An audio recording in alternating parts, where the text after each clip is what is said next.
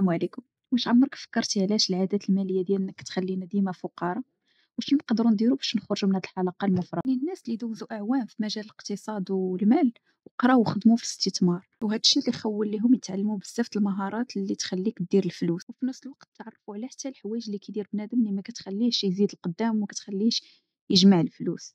في الفيديو غادي نتعرفوا على هاد العادات المالية الخايبة وكيفاش نبدلوها. أول حاجة هي أنك كتخلص راسك في الآخر.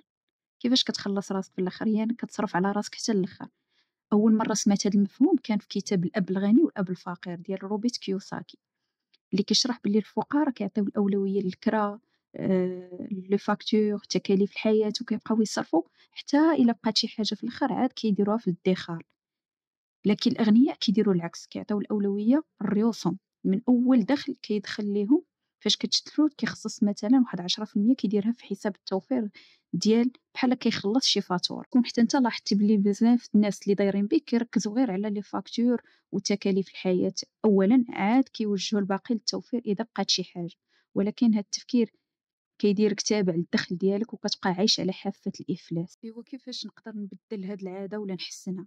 أول حاجة نديرها ملي نشد الصالير ديالي هي نخصص واحد 10% كحد أدنى للتوفير، خليه يولي بحال شي فاكتور ضرورية كنحترمها شهريا. هاد الطريقة غادي تخليك تجمع فلوس بلا ما تحس بها وتبني واحد الاستقرار مالي. الغلط اللي كيطيحوا فيه بزاف الناس عاوتاني هو كيولي بان ليه الكريدي شي حاجة عادية وساهلة. هاد الأيام ولا الكريدي شي حاجة عادية، الناس كيقترضوا باش يشريو حوايج بسيطة. إلا ما كانش عندك فلوس باش تخلص الحاجات ديالك ما خصكش تلجأ للكريدي. وديما تفكر باللي كتزادك ديك الفائدة ديال 22% على الأقل، وبلي الكريدي غيزيدك المشاكل. وحاول تفادى تستعمل حتى لي كارت بونكير اللي كيدسرو بنادم. قبل ما تشري أي حاجة بكريدي ديما سول راسك واش غنقدر نخلصها بالفلوس، ولا كان الجواب ديالك لا حاول ما تشريهاش وركز باش تخلص كريديات القدام اللي عندك. واحد الغلطة اللي كيديروها بزاف الناس هي أنهم ما عارفين شحال كيجمعوا ولا شحال كيصرفوا. ما كاينش واحد السويفي ولا واحد التراكر ديال الفلوس ديالهم. باش تحقق استقرار مالي خصك تعرف شحال كتدخل وشحال كتخرج. هادشي غادي يعطيك رؤية واضحة ببلاصة ما تبقى معمي وكتضيع فلوس بلا ما تكون عارف. إذا خصك دير واحد الميزانية شهرية وتكون دقيق في المصاريف ديالك. تقدر دير دي زابليكاسيون ولا دي فيشي اكسل ولا غير ورقة وستيلو، ندير واحد طابلو ونعرف شحال دخلت وشحال خرجت. هكذا غادي نعرف شنو خاصك وشنو الخطط اللي تقدر دير باش توزع الفلوس ديالك. واحد من الأخطاء الشائعة اللي كنطيحوا فيها هي كنبداو نضيعوا الفلوس على شي هوايات غالية. بزاف ديال الناس مثلا عزيز عليهم الشوبينغ ولا التسوق غير حيتاش كيشوف اشارات ولا متبع شي طوندونس طلعت في انستغرام ولا تيك توك، ولا عرف شي محل قريب ليه. دونك هو ما كيكونش محتاج لداك الشيء ولا كان متبع الهوايات. هذا غير مثال، كاينين بزاف د الهوايات اللي كيديو لصحابهم بزاف الفلوس بلا ما يحسوا.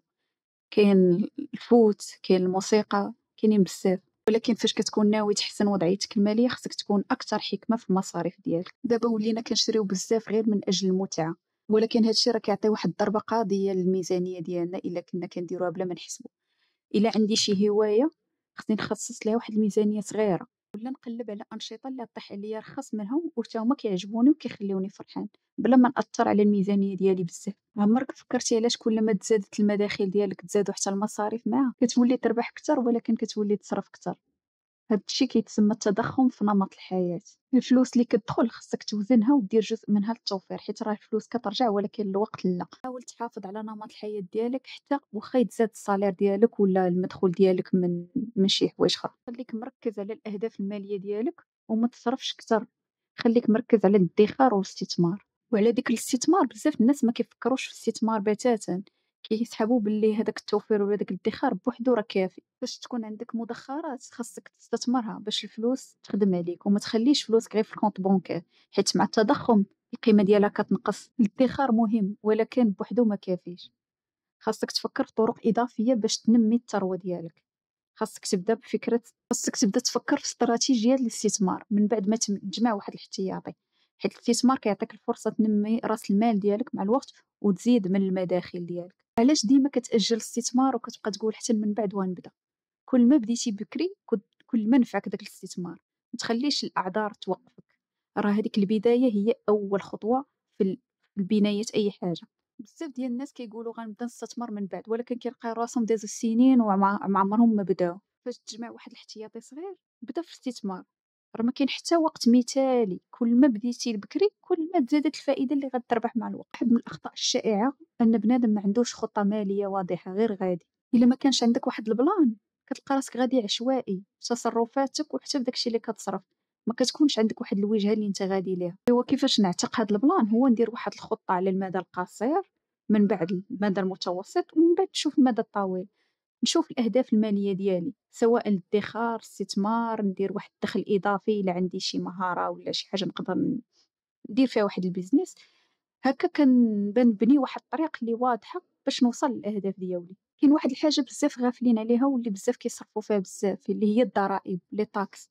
هذه من أكبر المصاريف اللي كنواجهو، ولكن باش تقلل منها خصك تكون واعي ببعض القوانين الضريبية وتستافد منها، بحال الاستثمار في حسابات اللي كتحمي من الضرائب. نحاول نتعلم قواعد الضرائب ونستافد من الميزات اللي كيعطيوها، كيف ما قلت لكم استثمار في حسابات كدير الحماية ضد الضرائب. كاينين طرق قانونية كتخليك تقلل من الضرائب وتوفر فلوس كتيرة. هادو كاملين غير نماذج من العادات المالية الخايبة اللي كتحبسنا. إلا بغيتي تزيد تبني الثروة ديالك وتحسن الوضعية ديالك خاصك تحاول تقطع مع هاد العادات تدريجيا وتبدلها بأخرى إيجابية اللي ذكرتها في الفيديو. الله يوفقكم كاملين وخليكم ديما إيجابيين، وديما نمارس الامتنان ونحمد الله على دوك النعم اللي عندي وداكشي اللي كنقدر نوصل ليه. كاين الغلاء، كاين بزاف د الحوايج اللي معرقلين، ولكن خصني نحمد الله، حيتاش إلا بقيت كنفكر غير في السلبيات حتى النفسية ديالي غتدمر وغنبقى نشوف ديما راسي فقير وما نقدر نمشي فين. شكرًا على المتابعة.